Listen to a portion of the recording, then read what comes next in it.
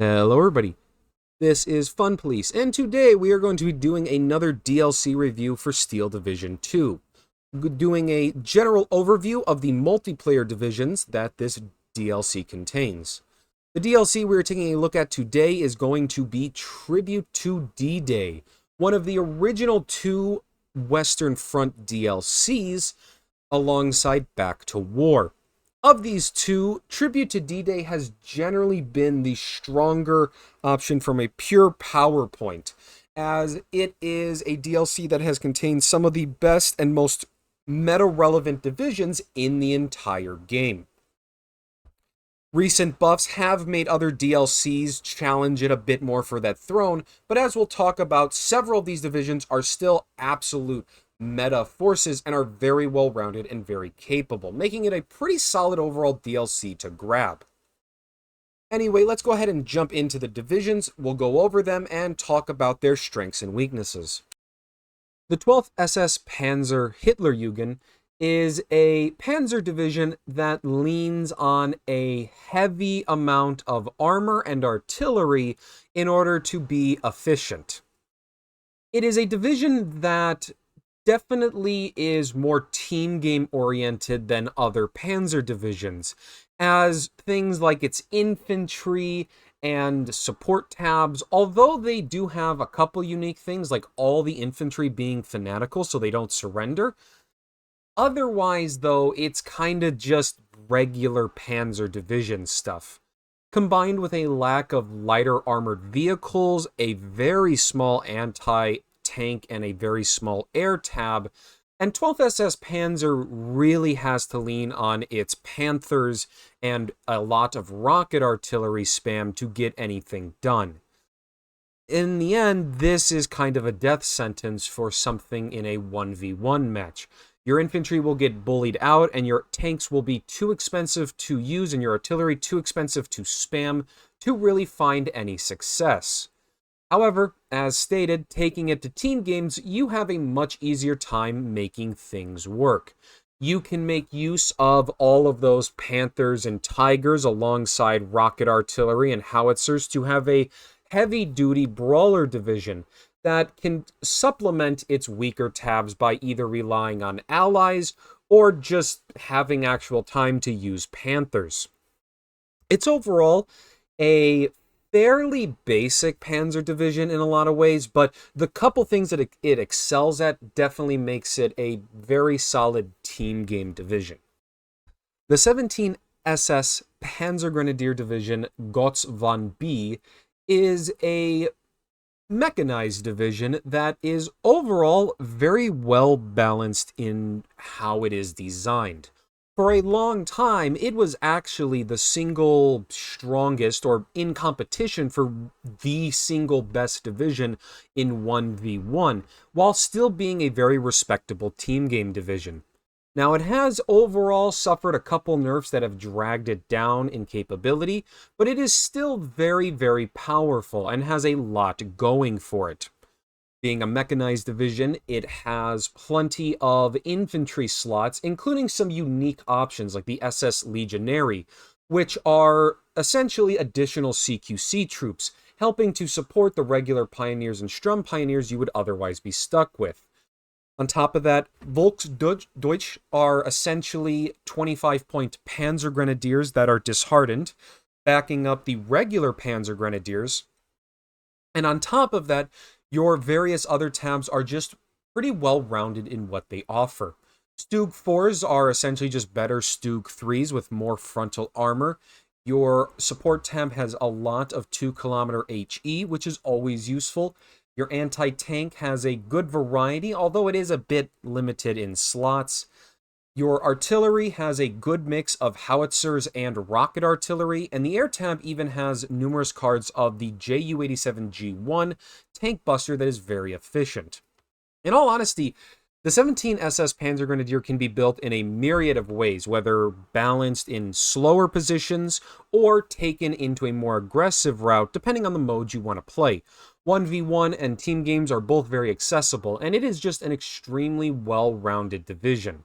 You're pretty much never going to feel bad taking this into a match. The 3rd Fallschirmjäger is a division that has definitely seen its ups and downs over the years.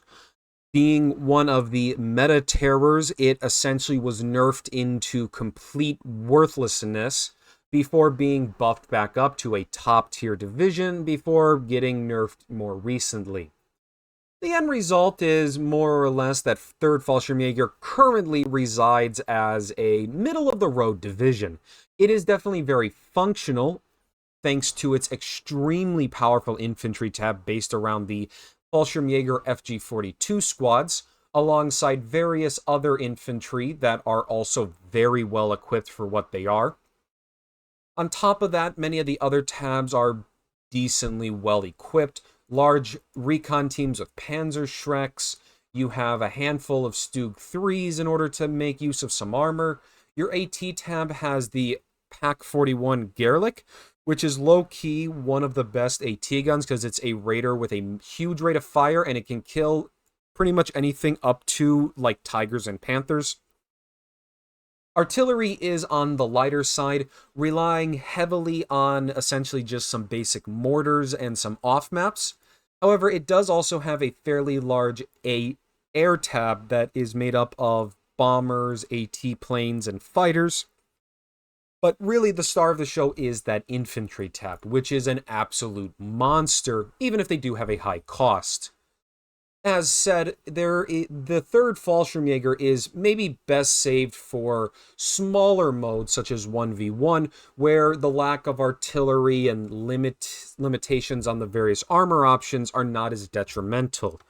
You can maybe make it work on certain maps in larger modes, but overall, it is a division that excels in more CQC-based maps or where infantry fighting really needs to be like the main part of a match. And 3rd Fallschirmjäger does definitely work well with its outstanding infantry. The 1st Panzerna is a Polish armored division that essentially has a massive armor tab backing it up with a very strong anti-tank tab, but suffers from limited slots on its infantry tab. The infantry itself are not actually that bad. Following many Commonwealth divisions, there's many double Bren teams, which, although they aren't the best at long range, they are serviceable enough. However, the 1st Panzerna also has access to some unique units, such as the large assault engineers, and even some recruitee that have an MG34, boosting up the numbers and total capability. The tank tab is definitely the standout, though, combining pretty much every armored you could ever want. You have Cromwell 5s in here that are very cost-efficient medium tanks, heavy-duty Fireflies to brawl with most heavy tanks, including Panthers and Tigers. The Cromwell 7 is a super high-armored version of the Cromwell 5. You have numerous cards of Shermans. Pretty much anything you could want can be found there. And the AT tab supports it very well, having your AT guns, Wolverines, the Achilles 2, which is a super heavy tank buster similar to the Firefly, and even 17-pounders. If you're looking for a division that can go toe-to-toe with most armored divisions, the 1st Panzerna is hard to beat. And this is further backed up by the division being fairly well equipped with sextons in its artillery tab, which are very good.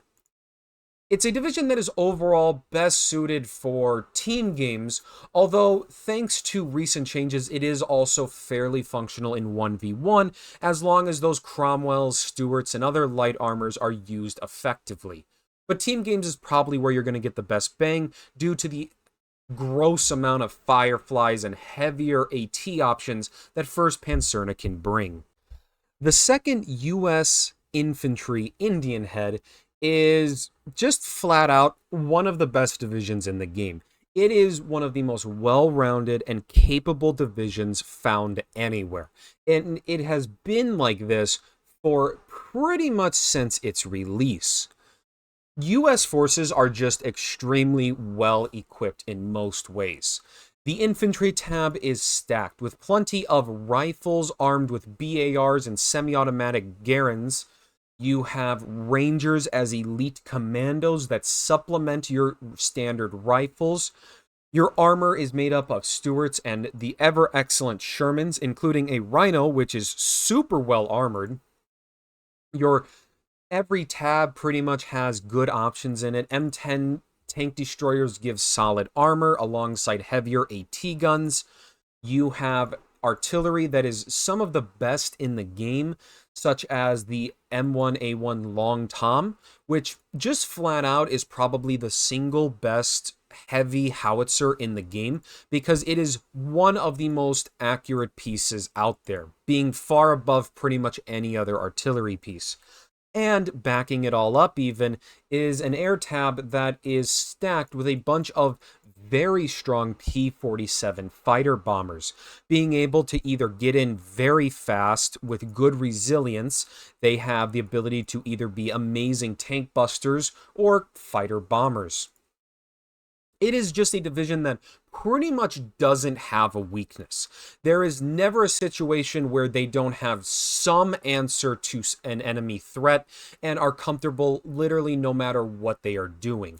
The raw power of just most US-based stuff is really on display here, and there is a reason that this is generally in the running for like the best division, if not, or at the very least, it is a top 3 division. The 6th Airborne is a division that can be compared very closely with the 3rd Fallschrimjager.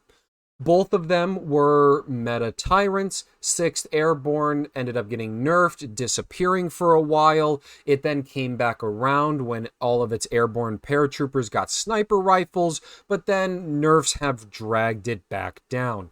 However, unlike 3rd Fallschirmjäger, which had some other things going on that kept it more capable, 6th Airborne is now much more specific in where it works. The biggest thing is that unlike, say, the Fallschirmjäger infantry that are just generally super strong, 6th Airborne has to deal with a lot of Bren-based infantry, which overall drags down its capabilities a bit. Regardless, the infantry tab is still particularly stand out.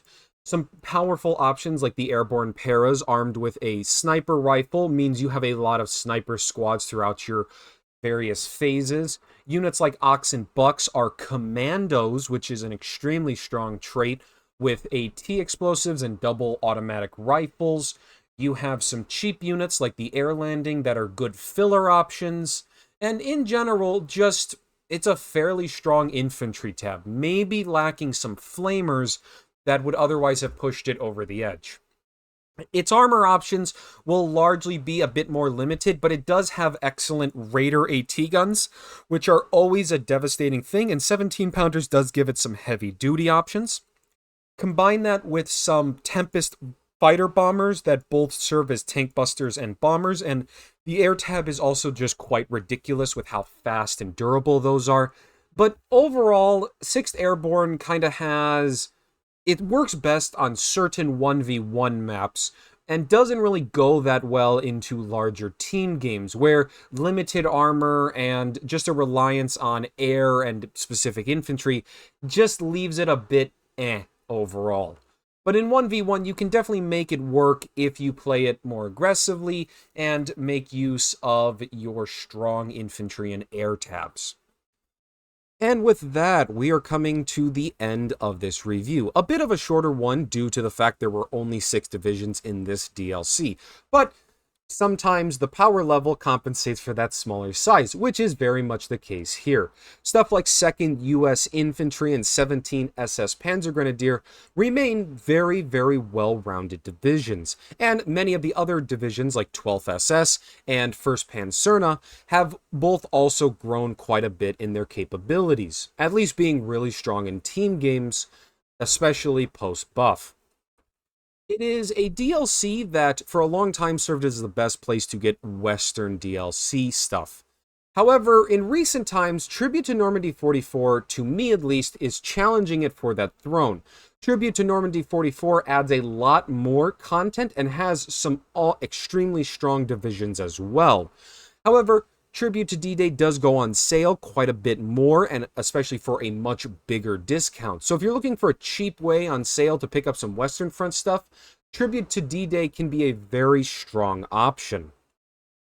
In the description, you're going to be able to find a variety of deck codes for each division shown off in this video. While you're down there, make sure to give a like and a subscribe to not miss out on future Steel Division 2 content. And otherwise, if you've watched all the way to the end, thank you so much for watching, and I hope you have a good day.